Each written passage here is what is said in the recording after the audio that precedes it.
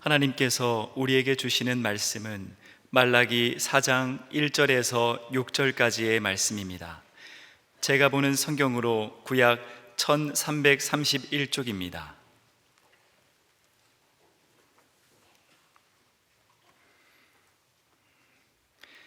하나님의 말씀을 받들어 봉독하겠습니다. 만군의 여호와가 이르노라. 보라, 용광로 불같은 날이 이르리니 교만한 자와 악을 행하는 자는 다 지푸라기 같을 것이라. 그 이르는 날에 그들을 살라 그 뿌리와 가지를 남기지 아니할 것이로되 내 이름을 경외하는 너희에게는 공의로운 해가 떠올라서 치료하는 광선을 비추리니 너희가 나가서 외양간에서 나온 송아지같이 뛰리라. 또 너희가 악인을 밟을 것이니 그들이 내가 정한 날에 너희 발바닥 밑에 재와 같으리라. 만군의 여호와의 말이니라. 너희는 내가 호렙에서 온 이스라엘을 위하여 내 종 모세에게 명령한 법 곧 율례와 법도를 기억하라. 보라, 여호와의 크고 두려운 날이 이르기 전에 내가 선지자 엘리야를 너희에게 보내리니 그가 아버지의 마음을 자녀에게로 돌이키게 하고 자녀들의 마음을 그들의 아버지에게로 돌이키게 하리라.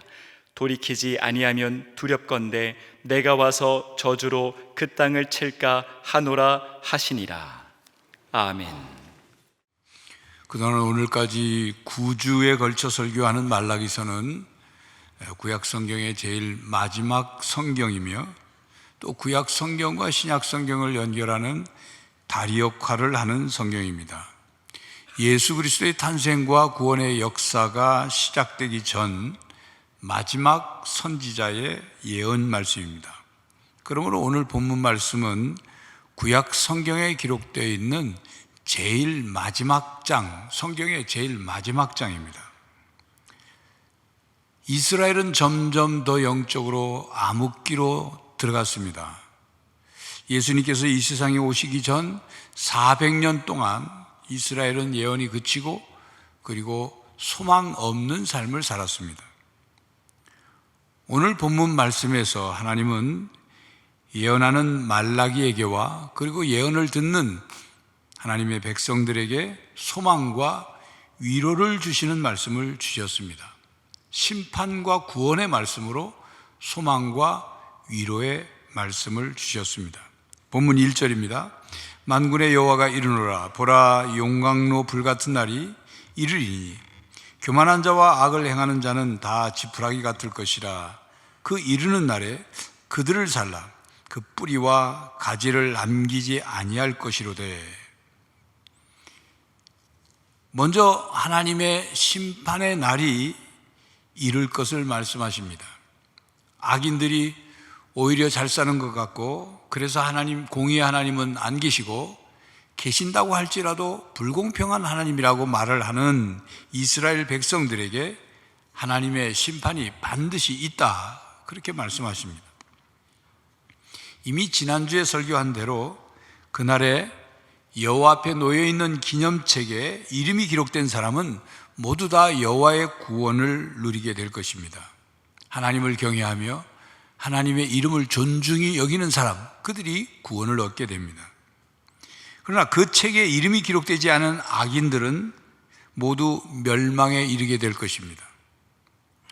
사람들은 그 기념책, 하나님 앞에 있는 기념책에 의해 두 부류로 나눠진다, 그 말이죠. 그렇습니다. 이 세상에 사는 사람들을 어떤 기준에 의해서 여러 종류로 나눌 수 있겠지만 성경에 근거한 두 종류의 사람들이 이 땅에 살아가고 있습니다. 그 두 종류의 사람이란 누굽니까? 구원받은 사람과 구원받지 못한 사람, 두 종류의 사람이 이 세상에 살아가고 있어요. 영원한 생명을 누릴 수 있는 사람과 영원한 형벌을 받을 사람, 이 두 종류의 사람이 살아가고 있는 거예요. 여러분은 어디에 속한 사람입니까? 구원받은 사람입니까? 아니면 구원을 받지 못한 사람입니까? 여러분은 영생을 누릴 사람입니까? 천국의 하나님 나라에 들어가서 영원한 생명을 누릴 사람이냐, 그 말입니다. 심판의 날이 이르면 악인들에게 임할 하나님의 심판은 두렵기만 합니다. 그들에게는 암흑의 날이 될 것입니다. 아주 강력한 용광로 불의 이미지가 그날에 모든 일을 주도하는 그런 상황이 벌어질 것입니다. 성경은 흔히 불을 하나님의 심판과 분노에 연관시킵니다. 이미 구약시대의 소돔과 고모라성을 하나님이 심판하실 때도 불로 심판을 하셨죠. 여기서 용광로 불을 언급한 것은 고대 근동 사람들이 상상할 수 있는 가장 뜨거운 불이 용광로 불이기 때문이죠. 하나님의 심판과 분노가 극에 달한 의미를 표현하고 있습니다. 불은 악인을 심판하는 불이며 하나님의 맹렬한 진노를 의미합니다. 모든 악한 자를 소멸시켜버리는 불로 묘사되고 있습니다. 용광로 불 같은 이 날은 교만한 자와 악한 자를 심판하시는 날입니다. 교만한 자와 악한 자는 지푸라기처럼 불살라질 것입니다. 그 뿌리와 가지가 남지 않고 모두 불살라 없어질 것이라 말씀하죠. 교만한 자와 악한 자들은 모두 이 세상에서 그 존재를 찾아볼 수 없도록 멸망시켜 버릴 것을 만군의 여호와께서 선포하십니다. 사람들에게는 하나님의 심판에 대한 잘못된 생각이 있습니다. 그것은 하나님의 심판은 없다는 생각입니다. 세상 사람들은 눈에 보이는 것만이 전부라고 생각해서 다가올 심판에 대해서 믿지 않습니다. 세상 사람들은 이 세상이 이렇게 점점 발전하고 있고 또 인류의 수명이 연장되고 있고 점점 더 과학 기술이 발전하고 의학 기술이 발전하니까 시간만 더 있으면 죽음도 극복할 수 있다고 생각해요. 그러니 죽음이 극복되는데 무슨 심판이 있겠느냐, 그런 생각을 하는 거죠. 심판이 없다고 믿기에 하나님의 공의에 무감각합니다. 하나님의 뜻과 섭리에 관심이 없습니다. 하나님의 주권에 순종하지 않습니다. 하나님의 심판을 통해 드러난 준엄한 하나님의 진노에 대해서 두려워하지 않습니다. 그러니 하나님을 경외하지 않습니다. 그러나 성도는 하나님의 심판이 반드시 임할 것을 믿고 하나님을 경외하며 살아야 합니다. 하나님께서 교만과 악에 대해 반드시 심판하실 것을 믿어야 합니다. 이 땅의 삶에서 하나님께서 악인을 그냥 내버려 두시는 것 같고 악인이 오히려 형통하는 것 같아서 우리의 신앙이 흔들릴 때가 있죠. 악에 대한 심판이 당장 이루어지지 않기에 답답하고 실망하고 절망하기도 합니다. 그러나 하나님을 믿는 우리는 하나님의 최종적인 심판이 반드시 있다는 것을 믿어야 합니다. 여러분, 반드시 종말이 있습니다. 분명코 심판이 있습니다. 어김없이 종말이 다가오고 있습니다. 우주적 종말이든 개인적 종말이든 다가오고 있습니다. 우주적 종말이란 이 역사, 모든 세상의 역사가 끝나는 거예요. 예수 그리스도의 재림하실 때 모든 온 우주의 역사가 끝나는 겁니다. 그걸 우주적 종말이라고 그래요. 개인적 종말이란 내가 종말을 맞는 거예요. 내가 죽는 것을 말합니다. 그러니까 우주적 종말이 오기 전 개인적 종말이 오면 개인적 종말을 맞은 사람은 죽었다가 종말을 맞았다가 우주적 종말의 시간에 심판을 받게 되는 것입니다. 하나님은 공의의 하나님이십니다. 공의는 하나님의 속성이에요. 그래, 공의의 하나님은 공의가 속성이기 때문에 공의를 외면하거나 버리지 않으십니다. 반드시 공의로 심판하십니다. 용광로의 불과 같이 심판하십니다. 또한 하나님은 약속을 지키시는 신실하신 하나님입니다. 그러므로 하나님의 약속은 반드시 그 약속의 말씀은 변하지 않습니다. 이 세상을 심판하신다고 하신 그 하나님의 약속은 반드시 성취됩니다. 자, 그렇지만 하나님을 경외하는 사람들에게는 용광로 불 같은 날이 구원의 날입니다. 동시에 그날은 주의 백성을 정결케 하는 날입니다. 여러분, 마치 용광로가 가장 순수한 금속을 재련해내듯이 하나님의 심판은 주의 백성들 사이에 있는 모든 부정과 찌꺼기를 태울 것입니다. 그러므로 불은 악인에게는 재앙이요 멸망이고 의인에게는 연단의 도구입니다. 그날의 모든 불순물이 제거된 백성들 위에 공의로운 해가 떠올라서 치료하는 광선이 비춰질 것입니다. 2절입니다. 내 이름을 경외하는 너희에게는 공의로운 해가 떠올라서 치료하는 광선을 비추리니 너희가 나가서 외양간에서 나온 송아지같이 뛰리라. 여러분, 하나님의 심판을 굳게 믿고 하나님께 소망을 두어야 합니다. 하나님의 이름을 경외하는 사람에게는 공의로운 해가 떠올라서 치료하는 광선을 비춰주실 것을 약속하십니다.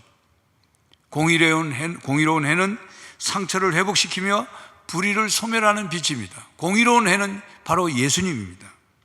예수님을 위하여 고난받은 성도의 상처를 치유하시는 빛입니다. 치료하는 광선이 임하면 우리는 영적 건강을 회복하게 되고 그리고 자유와 기쁨이 충만하게 됩니다. 예수님을 주로 믿고 하나님을 경외하는 우리에게는 이 세상 마지막 날에 벌어질 하나님의 심판으로 온전한 치유가 이루어질 것입니다. 외양간에서 나온 송아지같이 뛴다는 것은 어떤 모습을 비유한 것일까요? 여러분, 외양간은 결코 깨끗한 곳이 아닙니다. 어미소와 송아지가 같이 있죠. 그러니 그 오물들이 상당히 지저분하죠. 냄새가 납니다. 외양간에 갇혀 있으면 답답합니다. 그런데 이제 이 송아지는 일정한 나이가 때가 될 때까지 콧주례를 하지 않습니다. 그래서 그 송아지를 외양간 문 바깥으로 나가도록 하게 하면 송아지는 기뻐서 이리 뛰고 저리 뛰고 신나게 뜁니다. 그러므로 용광로 불같은 날, 여호와께서 정한 날, 여호와의 크고 두려운 날은 악인들의 기세에 눌려 힘들고 고통스럽게 살아오던 백성들이 하나님의 치유와 위로를 받고 회복이 되어서 외양간에서 나온 송아지같이 뛰는 그 에너지로 악인들을 짓밟는 날입니다. 그 기쁨과 감격이 말할 수 없이 커서 마치 외양간에서 나온 송아지가 뛰는 것처럼 껑충껑충 뛰는 모습으로 기뻐 뛸 것이라고 말씀하고 있습니다. 그리고 3절에 또 너희가 악인을 밟을 것이니 그들이 내가 정한 날에 너희 발바닥 밑에 재와 같으리라. 만군의 여호와의 말이니라. 악인의 종말과 하나님을 경외하는 자의 최후 승리를 보여주는 말씀이에요. 평소에 억울한 일을 당했던 사람들이 원수를 갚는 날이에요. 악인들의 형통이 못마땅했던 사람, 악인들이 더 잘 되는 것 같이 보여서 못마땅했던 사람들의 속이 풀리는 날이에요. 하나님의 깊고 넓고 영원하신 뜻을 깨닫고 영원한 승리의 자리에 서는 날, 바로 그 날이에요. 여호와의 크고 두려운 날. 우리의 믿음은 이 땅에 탄생하신 성자 예수님을 구세주로 믿어 구원받았고 영원한 생명을 얻었고 천국에 들어간다는 사실을 믿고 확신해야 합니다. 그런데 믿음을 가지고 있다고 하면서도 쉽게 절망하고 낙심하고 불평하고 속상해하는 사람들의 믿음을 분석해 보면 안타깝게도 하나님의 심판과 구원의 확신과 천국에 대한 확신이 희미한 사람들이 많습니다. 머리로는 믿지만 실제로는 이 땅이 전부라고 생각하는 사람처럼 살아갑니다. 천국에 대한 생각, 천국에 대한 기대가 없습니다. 그렇게 이 땅에서의 삶이 전부라고 생각하니까 이 땅에서 이루어지는 일만을 보고 괴로워하고 슬퍼하고 그리고 믿음을 버리고 살아갑니다. 자신과 다른 사람들을 끊임없이 비교하며 속상해하며 살아가요. 죄짓고 사는 악한 사람들이 더 잘 사는 것 같고 성공하는 것 같아 보이죠. 나는 하나님 말씀대로 살아가는데 그렇게 살지 않는 사람들이 더 잘 되는 것처럼 보이죠. 악인이 더 형통하는 것처럼 보이죠. 나는 오직 주님만을 위해 사는데 왜 병이 생기고 사업도 잘 안 되는 것 같고 가정에 문제가 생기는 것 같을까? 그렇게 생각이 되지요. 그래서 믿음이 흔들립니다. 우리는 이 세상에서 이루어지는 것을 보면서 실망하고 믿음이 흔들리고 믿음을 버릴 수 있습니다. 그런 우리들에게 주님은 이렇게 말씀하십니다. 악인은 심판당하여 반드시 멸망될 것이며 너희는 구원받고 승리하리라. 이 세상에서 이루어지는 일은 잠깐뿐이다. 너희가 고통당하고 고난당하는 일은 지나고 나면 잠깐뿐이다. 이 세상에서 구원받고 들어갈 천국에 대한 소망을 확실히 붙잡고 살아라. 그렇습니다. 우리가 이 믿음을 갖고 살아갈 때 우리의 믿음을 흔드는 것을 능히 견디고 물리칠 수가 있습니다. 여러분, 예수님께서 이 세상에 오셔서 공생애를 시작하시면서 외치셨던 첫 번째 말씀이 뭔지 아십니까? 천국이 가까이 왔다, 이 말씀이었어요. 천국이 가까이 왔다. 그리고 공생애 때 많은 사람들에게 천국에 대한 비밀을 많이 가르쳐 주셨습니다. 바로 천국, 이것이 우리의 믿음이요 소망이 되어야 하기 때문이죠. 우리가 천국에 대한 확신이 없으면 아무리 성경을 많이 읽었어도 조그마한 세상의 일로 쉽게 믿음이 흔들립니다. 천국에 대한 소망이 분명하지 않으면 열심히 기도를 하고 은혜를 받았다고 해도 신앙이 현세적이고 기복적인 신앙이 되는 거예요. 물질적이고 현세적인 것에 쉽게 믿음이 흔들립니다. 천국에 대한 소망과 확신이 없다는 것, 그것은 곧 다른 말로 말하면 구원의 확신이 없다는 말이에요. 우리의 신앙의 기초는 구원의 확신이며 세상과 바꿀 수 없는 기쁨은 구원의 기쁨입니다. 그리고 소망은 천국에 있습니다. 신앙의 궁극적인 목표인 천국에 대한 소망과 확신이 흔들리면 우리의 신앙은 비본질적인 그런 육신적인 일에 집착하게 되는 거예요. 천국에서 누릴 소망을, 천국에 누릴 삶을 소망하지 않고 준비하지 않습니다. 하나님께서 심판의 날이 오기 전 위로와 소망의 말씀을 주시며 하나님의 오심을 대비하라고 말씀하십니다. 5절입니다. 보라, 여호와의 크고 두려운 날이 이르기 전에 내가 선지자 엘리야를 너희에게 보내리니, 6절 상반절, 그가 아버지의 마음을 자녀에게로 돌이키게 하고 자녀들의 마음을 그들의 아버지에게로 돌이키게 하리라. 엘리야가 와서 주님이 오심을 대비하도록 하나님의 백성을 준비시킬 것이라, 그렇게 예언합니다. 또 말라기 3장 1절 2절에는 언약의 사자가 임하실 것을 예언하셨죠. 이 예언은 400년 후에 세례 요한이 엘리야의 심정과 능력으로 주님보다 앞서 와서 메시아기를 예비하였습니다. 그리고 회개하라, 천국이 가까이 왔다 외쳤습니다. 세례 요한은 심판에 대해 선포하며 또한 회개하는 세례를 베풀었습니다. 쭉정이는 꺼지지 않는 불에 태우시리라, 이렇게 말씀을 외쳤죠. 그리고 세례 요한 예수님을 향해서 세상 죄를 지고 가는 어린 양이라고 했고 메시아라고 예수님을 소개했습니다. 말라기가 예언한 내용은 세례 요한과 예수 그리스도를 통해 모두 그대로 성취되었습니다. 메시아로 오신 예수님께서는 열매 맺는 나무와 열매 맺지 못하는 나무로, 그리고 알곡과 쭉정이로 구별하셔서 하나님의 심판과 구원을 이루실 분이십니다. 이렇게 하나님의 약속의 말씀은 성취되었습니다. 지금도 하나님의 약속의 말씀은 성취되고 있습니다. 장차 하나님의 약속의 말씀이 온전히 성취될 것입니다. 오늘은 예수님의 탄생하신 날을 기다리는 대림절 첫째 주일입니다. 대림절은 이미 2020여 년 전 오신 예수님을 마음속에 모시고 다시 오실 예수님을 기다리며 신앙을 준비하는 계절입니다. 이에 우리는 성자 하나님 예수님께서 이 세상에 탄생하실 날을 기다리며 축하하기 위해 준비하고 있는 거죠. 성자 예수님의 탄생을 믿는다면 우리는 다시 오실 예수님도 믿어야 합니다. 예수님은 이 세상에 33년 동안 사셨고 고난받고 십자가에 죽으시고 3일 만에 부활하셨고, 부활하신 뒤 40일 동안 이 땅에 사시다가 공생의 3년을 마치시고 하늘로 승천하시고, 그리고 약속하셨습니다. 다시 오시겠다. 이 세상을 심판하러 다시 오신다고 약속하셨습니다. 예수님의 탄생을 초림이라고 말합니다. 처음 오셨다는 뜻이죠. 예수님의 재림, 다시 오신다는, 다시 오신다 뜻이죠. 초림, 예수님의 초림은 이 세상을 구원하시기 위해 오셨습니다.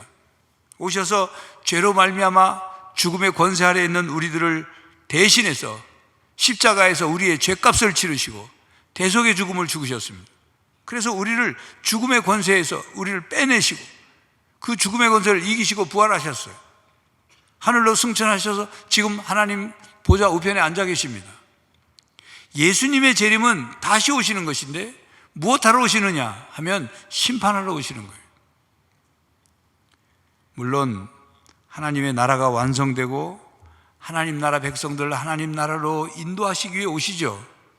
그러나 예수님이 다시 오시는 것은 그런 백성, 하나님의 백성과 그렇지 않은 이들을 구별하는 심판을 하시기 위해 오시는 거예요. 하나님 나라에 들어갈 사람과 하나님 나라에 들어가지 못할 사람을 구별해내는, 그걸 위해 다시 오십니다. 구원받고 영생을 누릴 사람과 파괴적인 심판의 불길에 던져져 영원한 벌을 받을 사람을 심판하시기 위해서 이 땅에 다시 오십니다. 하나님의 다시 오심, 즉 주님의 재림을 대비하며 우리는 마태복음 25장에서 예수님께서 비유로 하신 열처녀 비유의 말씀을 기억해야 합니다. 신랑을 맞으러 열 처녀가 등불을 들고 나갔다가 그 중에 5 미련한 처녀는 기름을 준비하지 않아 신랑이 오는 것이 더뎌지니까 기름 사러 갔다가 신랑이 오므로 슬기로운 처녀들은 5 처녀는 혼인잔치에 들어갔지만 미련한 5 처녀는 기름 사러 가는 바람에 신랑을 맞이하지 못하고 혼인잔치에 못 들어갔습니다. 예수님은 비유로 이 말씀을 하시면서 뭐라고 말씀하시냐면 그런즉 깨어있으라 너희는 그날과 그때를 알지 못하느니라 말씀하셨습니다. 주님의 재림을 기다리며 우리가 어떻게 준비해야 하는지를 말씀하신 거예요. 자, 그렇다면 우리는 어떻게 주님의 재림을 기다리며 준비해야 할까요? 어떻게 해야 주님의 재림을 기다리며 깨어 있을 수 있을까요? 영적으로 어둠 가운데 있는 이스라엘 백성들에게 말라기 선지자를 통해서 하나님께서 말씀을 주셨어요. 말라기서를. 이 말씀은 바로 하나님의 백성인 우리에게도 주신 말씀입니다. 우리에게 주신 말씀이요 또한 책망과 권면의 말씀입니다. 훈계와 위로의 말씀입니다. 우리에게 주신 약속의 말씀입니다. 하나님은 신실한 사자 말라기를 통해서 그 백성의 죄악된 태도와 행동을 날카롭게 꾸짖으셨지만 마지막은 하나님을 공경하고 존중하는 사람은 모두 하나님의 영적 가족이 되고 미래의 심판을 피하고 메시아가 다스리시는 기쁨의 나라에 참여하려는 축복의 약속으로 마무리하고 있습니다. 그리고 하나님의 은혜를 당연한 것으로 여기지 않도록 구약의 마지막 구절인 6절 하반절 이런 무시무시한 경고를 하십니다. 돌이키지 아니하면 두렵건대 내가 와서 저주로 그 땅을 칠까느라. 돌이키지 아니하면 내가 와서 저주로 치겠다 그 말씀하세요.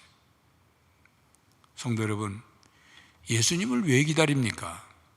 예수님을 왜 구주로 믿습니까? 그것은 예수님을 믿음으로 이 땅에 사는 동안 우리가 겪는 모든 삶의 문제를 극복하고 예수님을 통해서 고난을 극복하고 예수님을 통해서 죄악을 이기며 살기 위함 아니겠습니까? 뿐만 아니라 예수님의 다시 오심을 믿음으로 천국에 들어가서 영원한 생명을 누리면서 살기 위해서 주님을 믿는 것 아닙니까?